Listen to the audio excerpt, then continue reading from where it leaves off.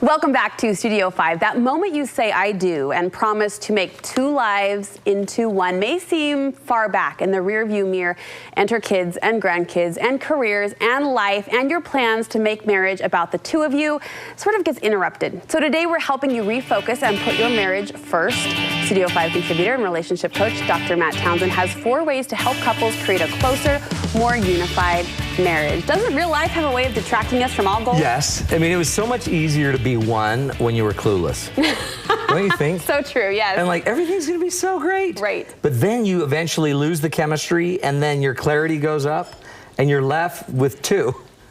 But now we've got to figure out as 2 how to become 1 again. With all of the chaos and distraction that comes with life. Which is everything, really. Kids, family, jobs, everything, right? And I honestly think that's the purpose. I think that is one of the big reasons we're supposed to get married, is because it forces us to choose to lose ourselves to truly find ourselves. And I honestly believe the best way to find yourself is not by yourself. It's in relation to another human being. The way I know myself best is when I'm in relation or relationship with another person. Because now I have to see what I'm willing to lose myself for, what I'm willing to shut my ego down for. And so if we don't do this coupling thing, you might grow really powerfully strong as one person, but that won't necessarily make you the best one you can be. I love that. It's cool, huh? Because you're working on yourself as well as the marriage. Totally. It's really why we're here, I truly believe. So getting on the same page is step number 1, and that really comes down to deciding which one you're working towards. You got a lot of ones in your family, in your marriage. You got your wife, she thinks she's one, husband thinks he's one. Our goal is to become one, but we're one family. We're one, we're one father, we're one mother. But you've got to decide up front, whichever one you focus on will grow. Whichever one you'll focus on will grow. Well, okay, so if you're playing the mom role, can time with your family and with your kids also strengthen your spouse? No. It won't necessarily strengthen the marriage one, but it will strengthen the mother one. So you're focusing on single relationships at one time. Eventually, well, I think we don't do that necessarily because we're not focused in the moment on it, but you really can't serve 20 masters. So at some point, you have to be a mom, you have to do that. You have to do that. I have to be a dad. Everyone has to do our different roles. But there comes a point that if you want one in marriage, it has to be a goal. It has to be something we talk about, something we put first, something we prioritize. Something you consciously work at. And you got to know if that's the one you want to create, just look at your systems. If you go to bed at separate times, then your goal's obviously not one marriage. If you guys don't even eat dinner together, your goal's not one marriage. If you don't talk more than 3 minutes a day, your goal is not one marriage. Obviously, right? So just look at the systems, and are the systems aligned to create the one? It doesn't mean you have to neglect everything else, because marriage is a pretty fertile thing that if you give it a little food, it'll grow really well. But at some point, you have to give it food. You have to feed it. You got to want to feed it. You say this also brings up this idea of accountability, right? You have to own your own stuff in order to contribute to a partnership. Because what we tend to do as human beings, this is every human, we tend to think the problems are out there and the successes are created here.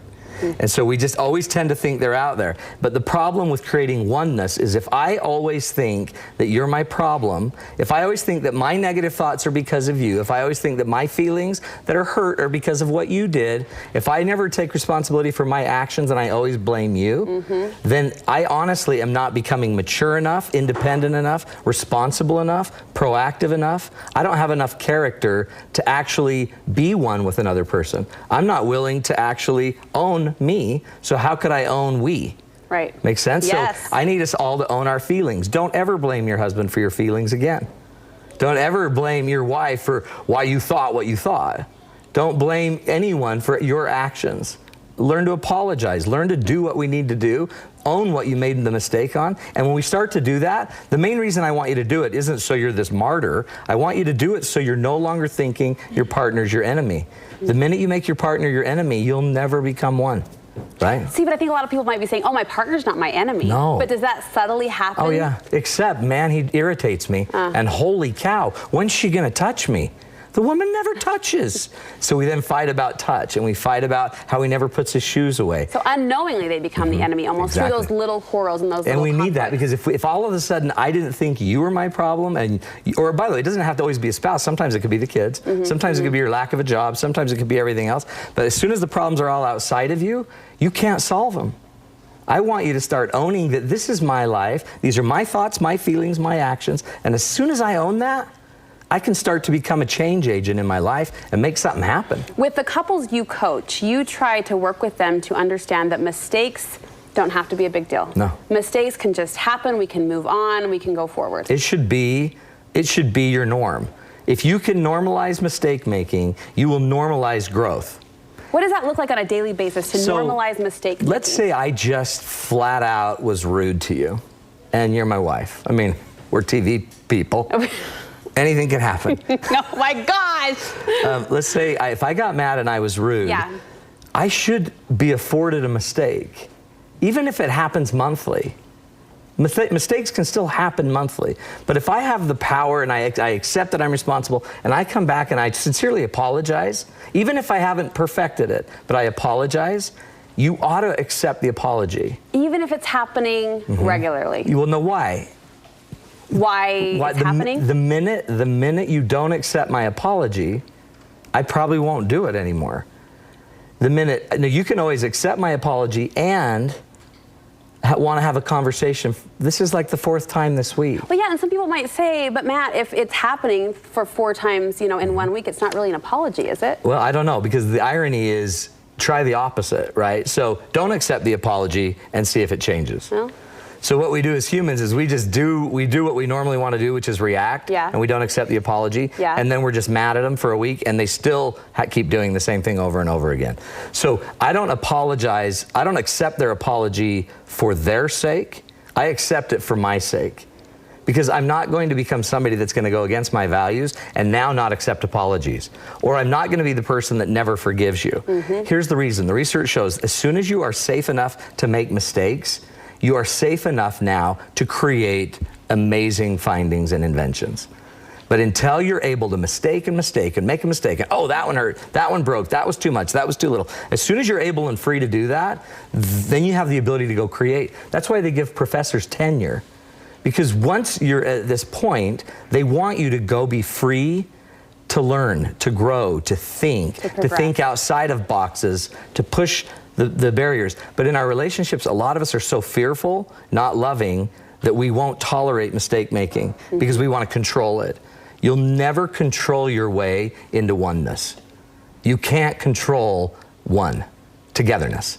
It has to be released and then independently found. I love that. Makes sense? I love that. You say there are signs in every day that oneness is real. You just have to look for those signs. What do you mean by that? We talk about it all the time. Most of us don't look for the good things all the time. We look for the things that could hurt us. But every single day, there's a moment in a relationship with you and a child or with you and your spouse where you were one. And it might be a split second. It might be that one moment you caught each other's eyes and you were both laughing at what we just said. And we caught it and it was magical and it was for 1 second. That's oneness. And you may have had it another time where your wife was saying something and in your head you thought, is she going to go all day on this? And then you caught yourself and then you thought, oh, that's cute. She's going to go all day on this. And you actually felt peace. And she may have looked at you like, okay, I'm hurrying. And there may have been a moment of oneness. So there's those small moments that we need to play up. I want you to see them. I want you to notice them. And I want you to call it, that's oneness. And I want you to, when you're going to bed at night together, I want you to talk to each other and say, I felt connected to you as one this afternoon when we were playing with the kids on the carpet. I felt so connected to you. And I want that identified, even if we got in a fight at 3 and we ignored each other at 4 and nobody made dinner till 7 and then you got mad. I want us to know that at 1 o'clock in the afternoon we connected. This is good Make stuff. sense? Yes, you're cool, so wise. Thank you for sharing that with us. And you're helping couples do this all the time. Boom, boom, boom, all day long. Cool thing, we just finished our coaching program. How did it go? Awesome. 15 coaches graduated. We held a meeting to invite more coaches to come. A bunch of them came for that. But go to Coach with Matt, and seriously, it's life changer. And a lot of these coaches are already having these experiences that make me think, why didn't I do this 10 years ago? You're spreading that ripple effect. It's happening, bro. Okay, stick around.